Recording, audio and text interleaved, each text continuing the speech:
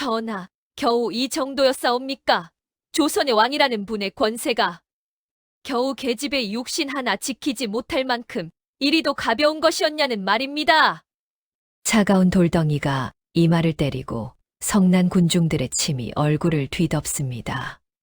어제까지만 해도 이 나라의 모든 금은 보화가 내 발밑에 있었고 만백성이 내 눈치를 살피며 숨을 죽였건만 지금의 나는 개처럼 끌려가 목이 잘릴 처지입니다.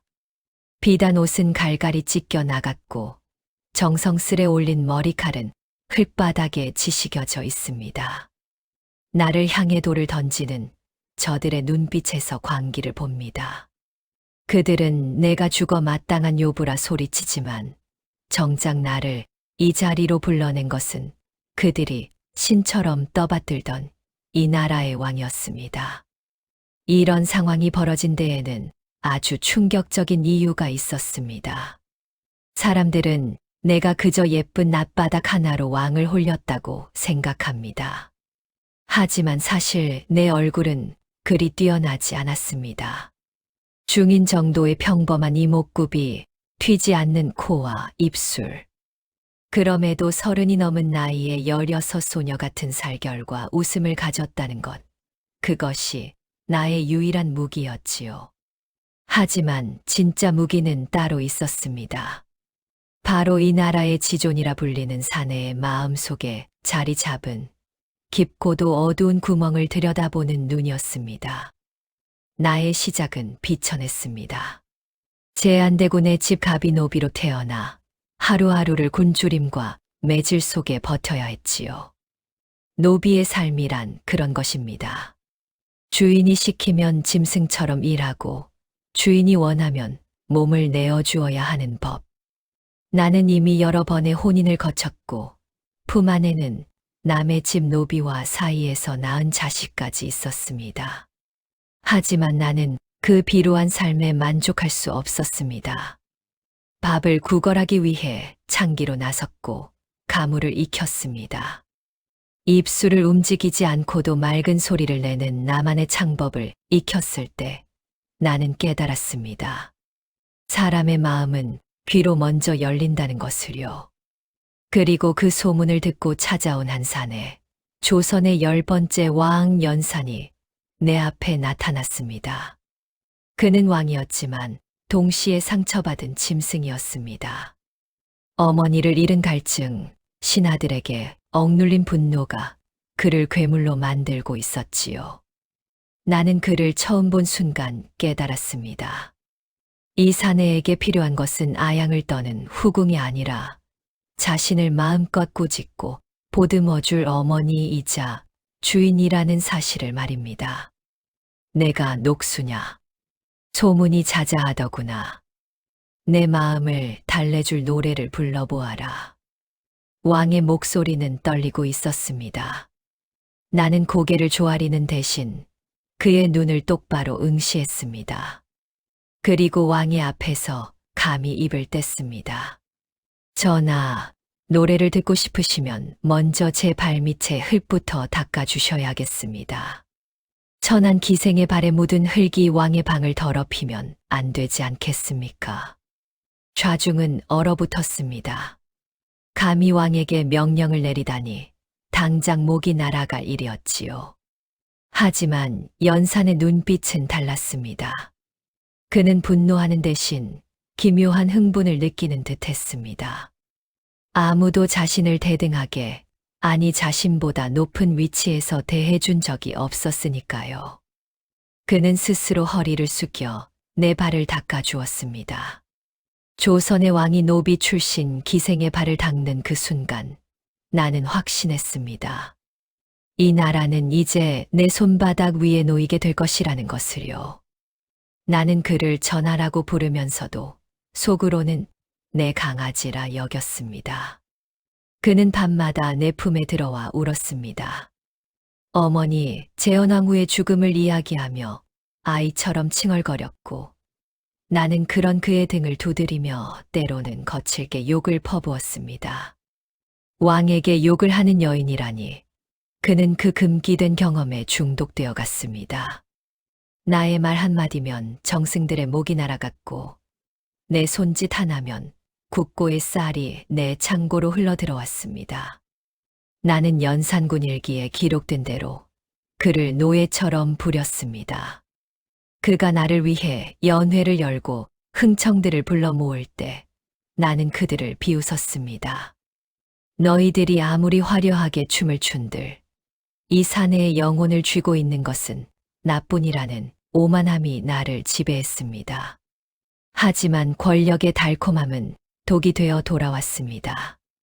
내가 백성들의 논밭을 빼앗고 내 집을 짓기 위해 수십 채의 민가를 허물 때 저 밑바닥에서는 분노의 불길이 타오르고 있었다는 것을 미처 몰랐습니다. 아니, 알면서도 모른 척했는지 모릅니다. 내가 노비였을 때 느꼈던 그 억울함을 이제는 남들에게 되돌려주는 것이 당연하다고 믿었으니까요. 결국 그날이 왔습니다. 궁궐 담장을 넘어온 반정군의 함성 소리가 들리던 날, 연사는 나를 보며 떨고 있었습니다. 녹수야, 나를 버리지 마라. 내가 없으면 나는 아무것도 아니다. 그 가여운 사내를 뒤로하고 나는 끌려 나왔습니다. 궁궐을 나서는 순간 내가 보았던 것은 화려한 가마가 아니라 나를 죽이기 위해 모여든 수천 명의 백성이었습니다. 그들의 손에는 돌멩이가 들려 있었고 입에서는 저주가 쏟아졌습니다. 이 요사스러운 년, 내년 때문에 나라가 망했다. 머리에 날아온 돌덩이에 시야가 붉게 물듭니다. 정신이 혼미해지는 와중에도 나는 웃음이 났습니다. 그래, 나는 비천한 노비로 태어나 왕을 발밑에 두었고 나라를 뒤흔들었다. 이 정도면 믿지는 장사는 아니지 않은가. 하지만 내 시신 위로 쌓여가는 이 돌무더기가 내 인생의 마지막 성벽이 될 줄은 꿈에도 몰랐습니다. 내가 죽으면 사람들은 나를 희대의 악녀라 부르겠지요. 하지만 묻고 싶습니다. 과연 악한 것은 나였습니까? 아니면 나 같은 괴물을 만들어낸 이 잔인한 세상이었습니까? 이제 그 피비린내 나는 이야기의 진짜 서막을 열어보려 합니다. 내가 어떻게 그 지옥 같은 노비의 삶에서 왕의 침소까지 기어 올라갔는지, 그 처절하고도 화려했던 유혹의 기술들을 말입니다. 죽이고 싶으시면 죽이십시오. 하지만 전하께서는 평생 이 노래의 주인을 그리워하며 가슴을 쥐어 뜯게 되실 겁니다. 저를 죽이는 것은 전하의 마지막 숨구멍을 막는 것과 다름없으니까요. 왕의 서슬퍼런 칼날이 목끝을 겨누고 있었습니다. 금방이라도 목숨이 끊길 듯한 위기였지만 나는 눈 하나 깜빡이지 않았습니다. 오히려 칼끝을 향해 한 걸음 더 다가갔지요. 나를 죽이려던 왕의 눈동자가 흔들리기 시작했습니다. 그 순간을 놓치지 않고 나는 비릿한 미소를 지어 보였습니다. 공포에 질려야 할 계집이 도리어 자신을 가엾게 여기는 듯한 눈빛을 보내자 조선의 왕은 평생 처음 느껴보는 기묘한 패배감에 휩싸인 채 칼을 떨어뜨렸습니다. 이런 상황이 벌어진 데에는 아주 충격적인 이유가 있었습니다. 사람들은 내가 왕을 유혹하기 위해 디단옷을 입고 향수를 뿌렸을 거라 생각하지만 사실 나는 그를 처음 만난 날부터 가장 추하고 남루한 모습으로 그의 앞에 섰습니다. 제안대군의 집 구석에서 흙을 파먹던 노비 시절의 그 악취를 그대로 몸에 밴 채로 말입니다.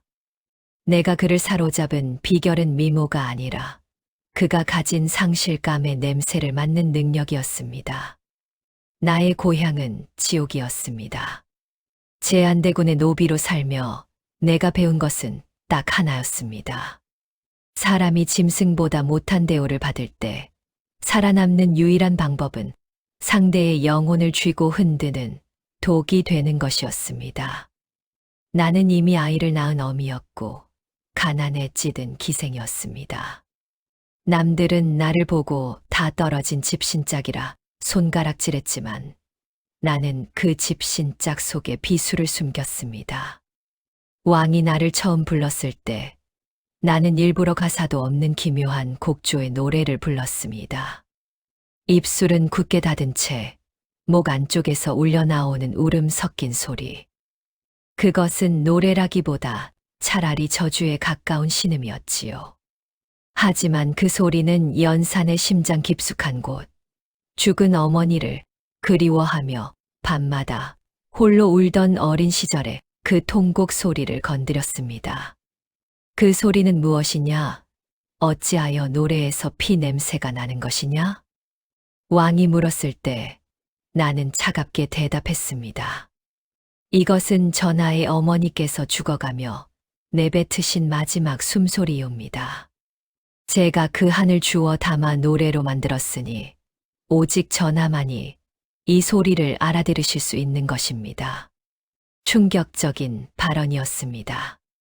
왕의 영린을 건드린 것이지요. 하지만 그것이 시작이었습니다. 나는 연산의 머릿속에 장녹수가 아니면 내 어머니의 진실을 아는 사람은 없다는 환상을 심어 주었습니다. 정사에는 기록되지 않았으나 나는 그날 밤 왕의 침소에서 그를 안고 자장가를 불러주었습니다. 왕의 머리를 무릎에 눕히고 때로는 뺨을 때리며 그를 훈계했습니다. 전하, 신하들이 무서워 떨고 계십니까? 그들은 전하의 신하가 아니라 전하의 목을 노리는 늑대들입니다. 저만이 전하를 지킬 수 있는 유일한 사람임을 잊지 마십시오. 조선의 법도상 있을 수 없는 일이 벌어지고 있었습니다. 천민 중에 천민인 노비 계집이 왕의 스승이자 어머니, 그리고 주인이 되어가고 있었던 것입니다. 왕은 나를 위해 후궁의 직첩을 내리려 했지만 나는 거절했습니다. 저는 직첩 따위 필요 없습니다. 그저 전하의 곁에서 당신의 숨을 나누어 가질 수만 있다면 저는 평생 이름 없는 기생으로 살아도 좋습니다. 욕심 없는 척 내뱉은 그 한마디에 연산은 더욱 미친 듯이 나에게 매달렸습니다. 그는 나를 위해 궁궐 안에 특별한 전각을 짓고 전국의 예쁜 기생들을 모아 흥청이라 부르며 나에게 그들을 관리하게 했습니다. 하지만 나는 그들을 경쟁자로 보지 않았습니다. 그들은 그저 나의 권력을 돋보이게 해줄 화려한 장식품에 불과했으니까요. 하지만 궁궐 밖의 시선은 차가웠습니다. 사대부들은 나를 요물이라 부르며 탄핵 상소를 올렸습니다. 내 존재가 왕의 눈과 귀를 가린다고 소리쳤지요. 나는 그들의 상소를 왕의 앞에서 소리내어 읽어주며 비웃었습니다. 전하, 저들이 저를 죽이라 합니다. 제가 전하를 사랑하는 것이 죄라면 기꺼이 죽어드리겠습니다. 다만 제가 죽고 나면 전하는 다시 그 고독한 어둠 속에서 홀로 신음하게 되시겠지요. 연산은 분노했습니다.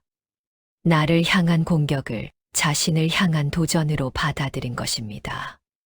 그날 이후 내 이름을 언급하는 자들은 가차없이 처단되었습니다.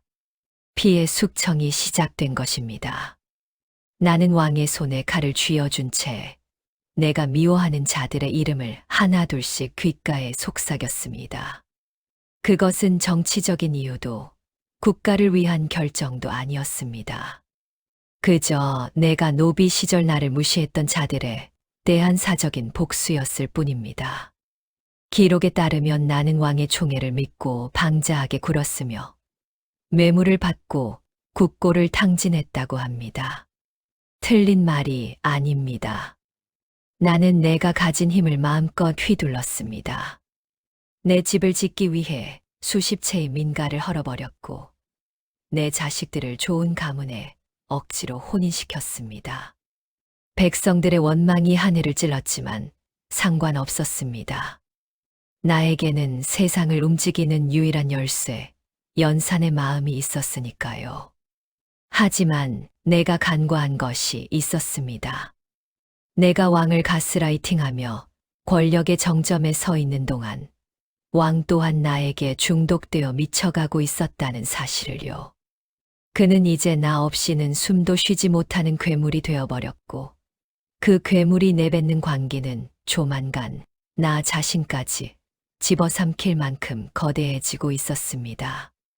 내가 그를 조종한다고 믿었던 그 오만함이 사실은 나를 가장 위험한 낭떠러지로 몰아넣고 있었다는 것을 깨닫는 데에는 그리 오랜 시간이 걸리지 않았습니다.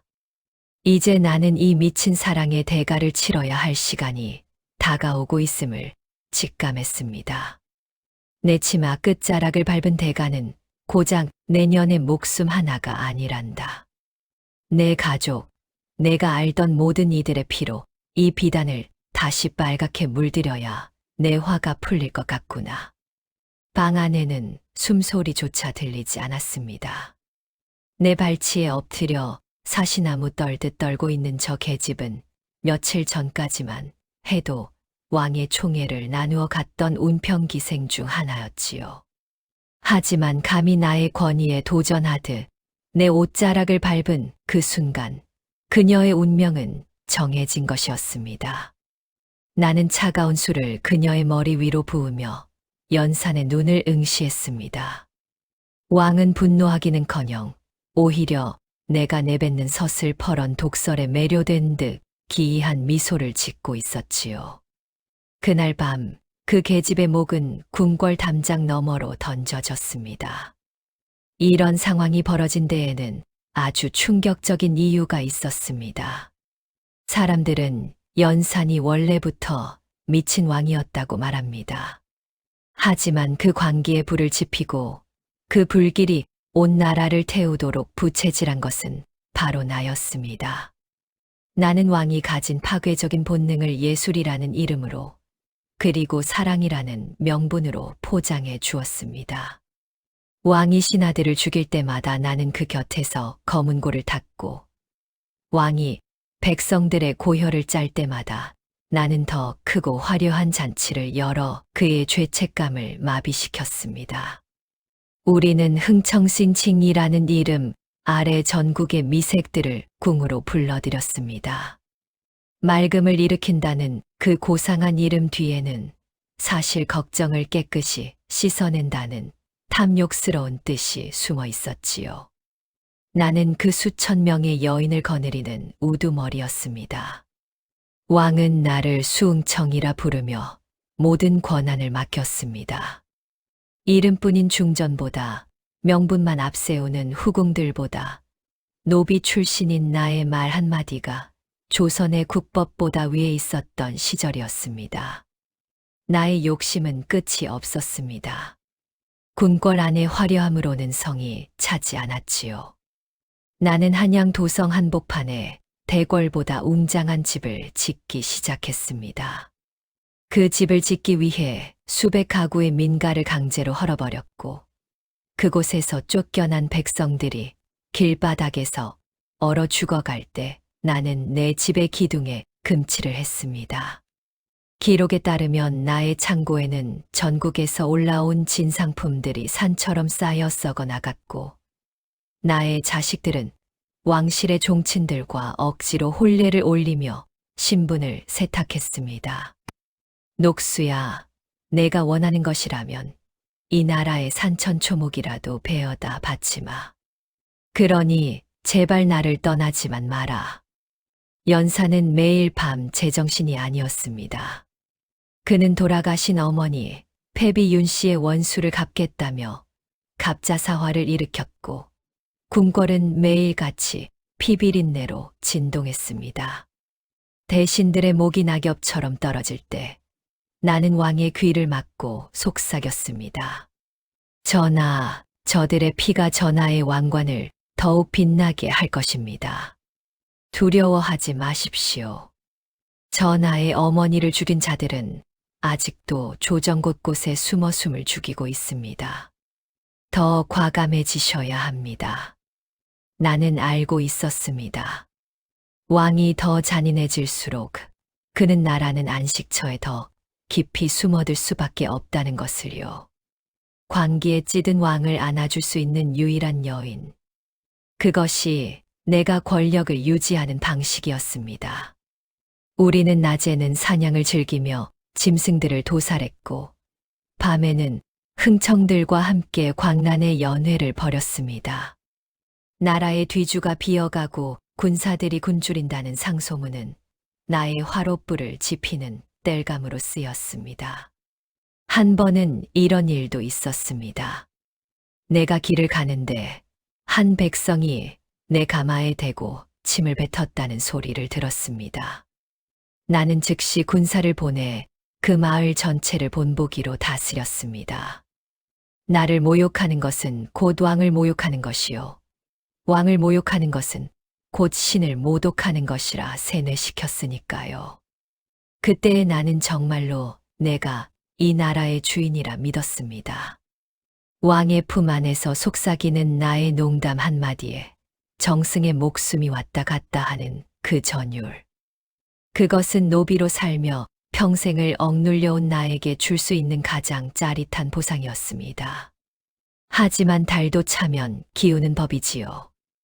우리가 흥청망청 신칭왕칭하며 나라의 근간을 흔드는 동안 궁궐 밖의 공기는 차갑게 식어가고 있었습니다. 연산의 눈은 점점 더 초점을 잃어갔고 그가 휘두르는 칼날은 이제 적과 아군을 가리지 않았습니다. 심지어 나조차도 가끔은 그의 광기 어린 눈빛에서 서늘함을 느껴야 했습니다. 어느 날 밤 연산이 피 묻은 칼을 든 채 내 방으로 들어와 말했습니다. 녹수야, 만약 세상이 나를 버린다면 너도 나를 버릴 것이냐? 아니면 나와 함께 저 불길 속으로 뛰어들 것이냐?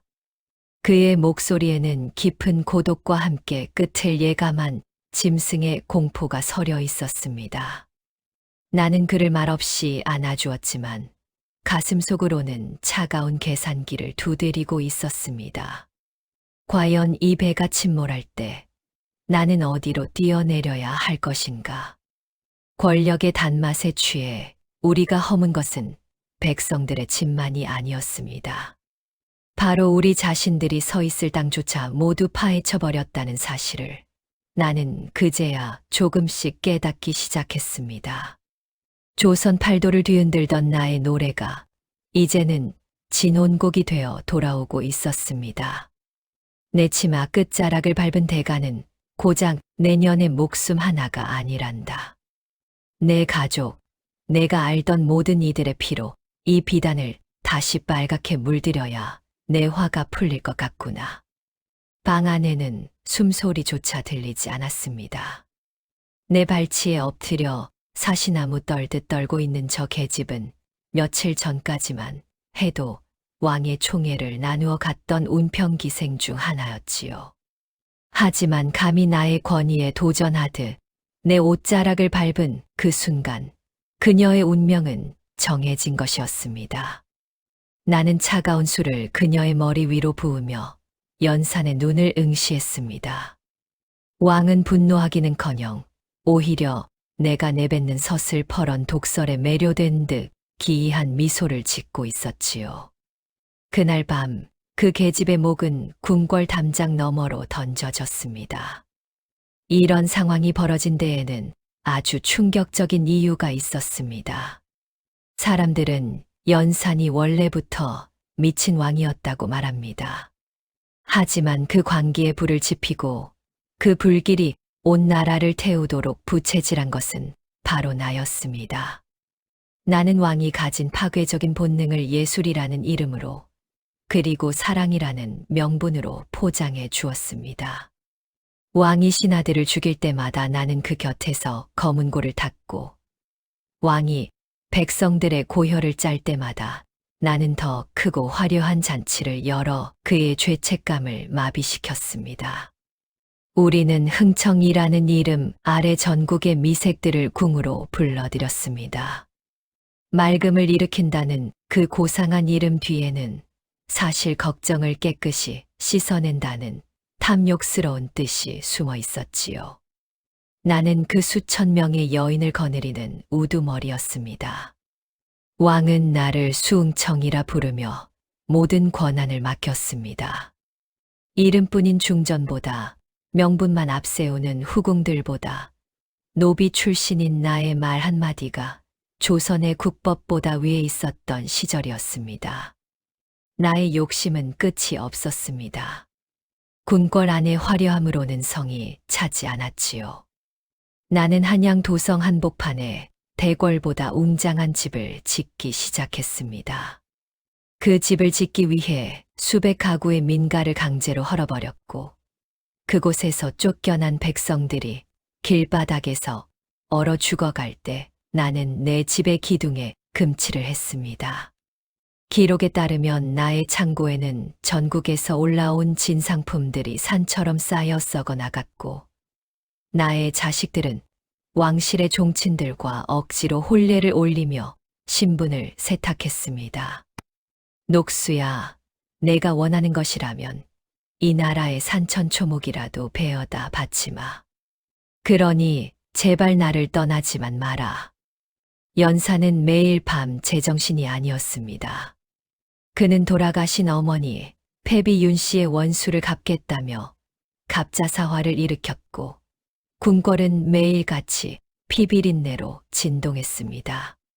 대신들의 목이 낙엽처럼 떨어질 때 나는 왕의 귀를 막고 속삭였습니다.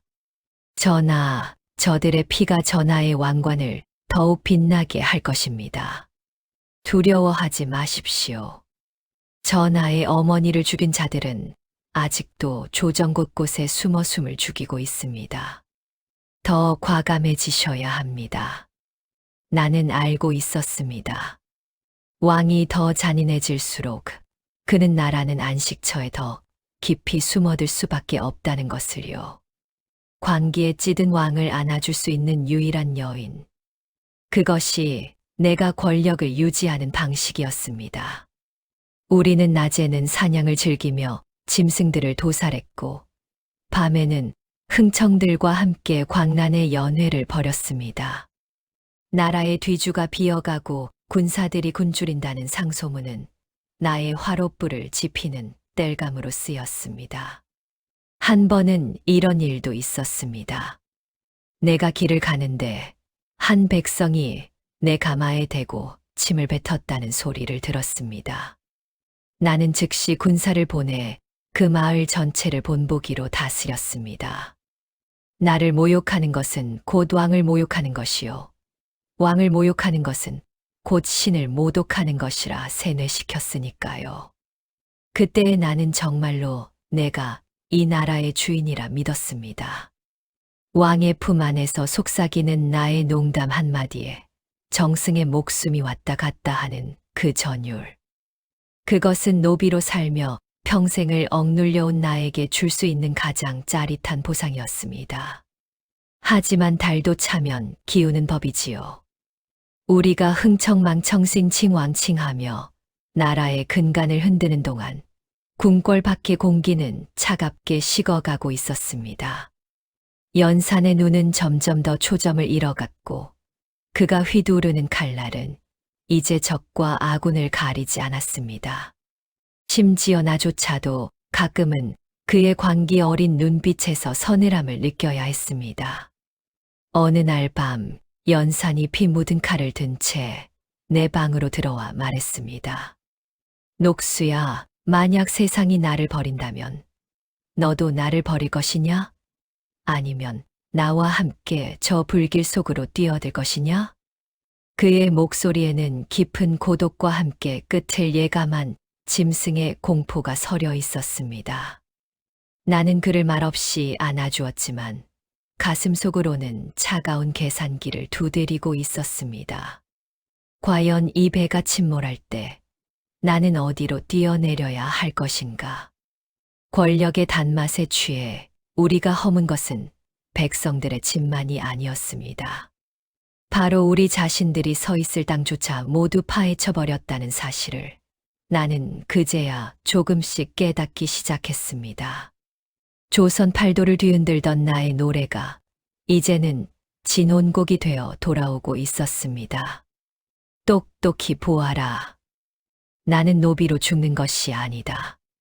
이 조선의 왕을 발밑에 두었던 단 한 명의 여인으로 죽는 것이니 너희의 돌질은 나를 향한 것이 아니라 너희가 가진 비겁한 공포를 향한 것이로구나.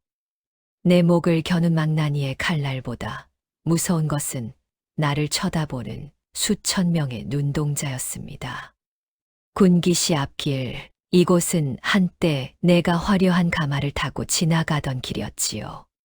하지만 지금 나는 거적대기에 얹혀진 고깃덩이처럼 끌려와 바닥에 팽개쳐졌습니다.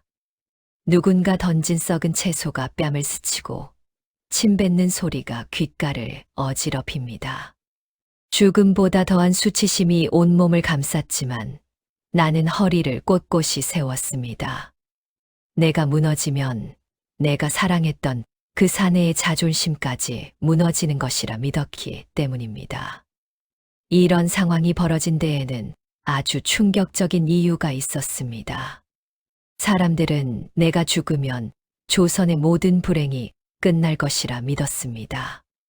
하지만 사실 나는 그들이 쏟아내고 싶어 했던 분노의 쓰레기통이었을 뿐입니다. 신하들은 자신들의 무능함을 가리기 위해 나를 요부로 만들었고, 백성들은 왕에게 참아 뱉지 못한 저주를 나에게 퍼부었습니다. 내가 지은 죄가 없다는 것이 아닙니다. 나는 탐욕스러웠고 잔인했습니다. 하지만 내가 그토록 지독한 괴물이 되어야만 했던 이유는 단 한 번도 나를 인간으로 대우해 주지 않았던 이 차가운 신분사회의 밑바닥에서 기어 올라오기 위한 유일한 생존 방식이 그것뿐이었기 때문입니다. 여보게들, 전현이 바로 우리 논밭을 뺏고 내 자식을 노비로 끌고 간 그 장녹술 안에 돌을 던져라. 저 요물에게 돌을 던져 죽여라. 누군가의 외침과 동시에 하늘이 검게 변했습니다.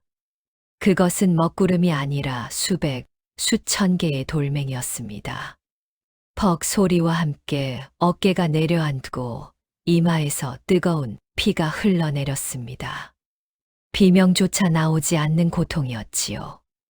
하지만 기이하게도 돌을 맞으면 맞을수록 정신은 점점 더 맑아졌습니다. 내 몸을 때리는 그 돌멩이 하나하나가 내가 빼앗았던 누군가의 눈물이고 내가 짓밟았던 누군가의 한숨이라는 것을 비로소 느낄 수 있었습니다.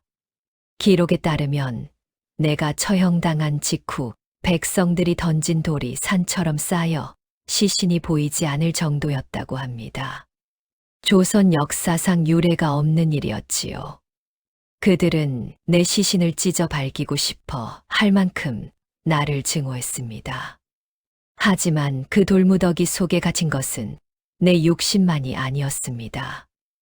연산이라는 한 사내에 뒤틀린 욕망과 그 욕망을 이용해 권력을 누렸던 나의 추악한 시대가 함께 매몰되는 순간이었습니다.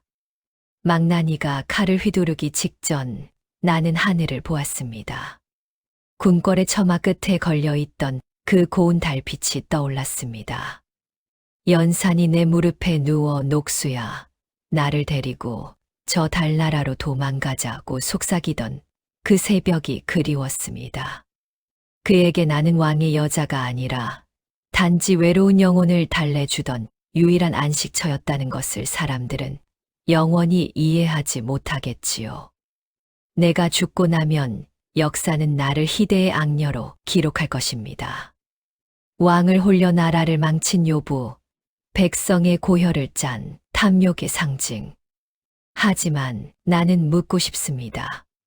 내가 그토록 추악한 짓을 저지르는 동안 성인군자인 척 뒷짐지고 있던 그 잘난 신하들은 무엇을 했습니까? 내가 뇌물을 받을 때 옆에서 함께 잔을 기울이던 자들은 지금 어디서 새로운 왕의 발치를 닦고 있습니까? 결국 역사는 승자의 기록이고 죽은 자는 말이 없는 법입니다. 나는 기꺼이 그들이 원하는 악역의 가면을 쓰고 어둠 속으로 사라져 주기로 했습니다. 그것이 내가 한때 연모했던 사내, 비운의 왕 연산에 대한 마지막 예우였으니까요. 망나니의 칼이 허공을 갈랐습니다. 뜨거운 감각이 목을 타고 흐르는 순간 나는 마지막으로 노래를 불렀습니다.